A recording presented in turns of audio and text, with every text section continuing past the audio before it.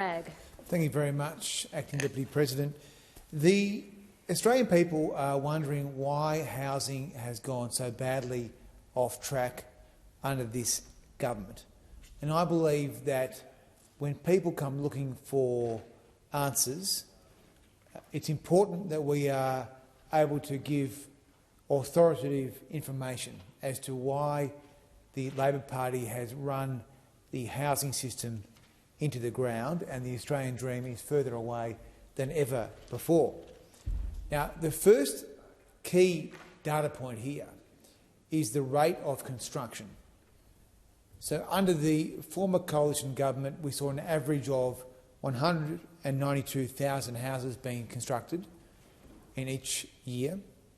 And under this government, we've seen just 174,000 houses be constructed on average under this government's reign. Now, if you want to try and solve the housing crisis, you need to build more houses, not fewer houses. And so what Labor has done is it has constructed bureaucracies, not houses. It has built organisations like the Housing Australia Future Fund, which don't build houses. So that is the first area where the government has gone wrong here. It has gone for a bureaucratic, government-centric approach, which has resulted in fewer houses being constructed compared to the last government. Now, the second area is in the scope of the difficulty facing people trying to get a deposit. And under this government, it is now taking a younger Australian 14 more months than it would have under the past government to get a deposit together for a first home. And it is now in Sydney, the largest city in my home state, taking a young person 13 years on average to bring together a deposit for a first home.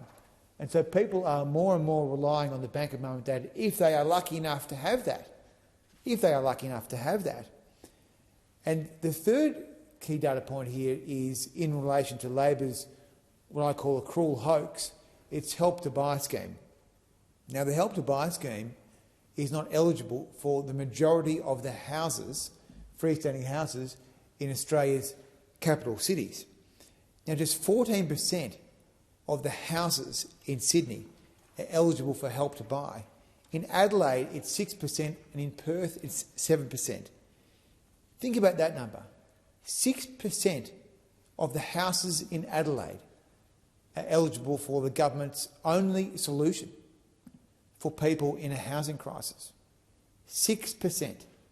And then if you look at the Housing Minister's social media, Ms O'Neill, you will see pictures of freestanding houses and text saying, well, this is what Help to Buy can get you.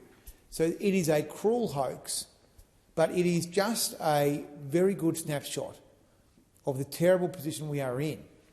Fewer houses, longer times to get deposits, and then callous schemes in which Australians wanting to buy houses cannot achieve access.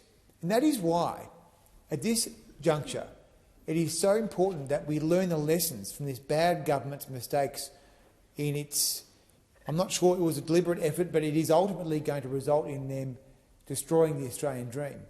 And the lesson is, bureaucracies don't build houses.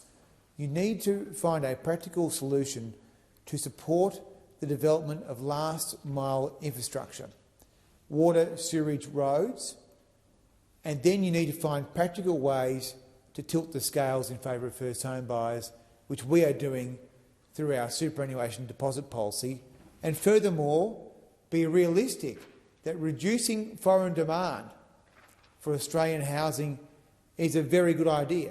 I mean, why should Australians have to compete with foreign residents and temporary foreign residents when they want to buy their first home? It is wrong, and that is why banning foreign residents and temporary residents from purchasing existing Australian houses is a very important part of the overall policy solution, alongside allowing people to use their own money in superannuation and supporting the supply of new houses through last-mile infrastructure is going to be the only way to get housing back on track, because Labor has virtually killed the Australian dream in their last 3 years.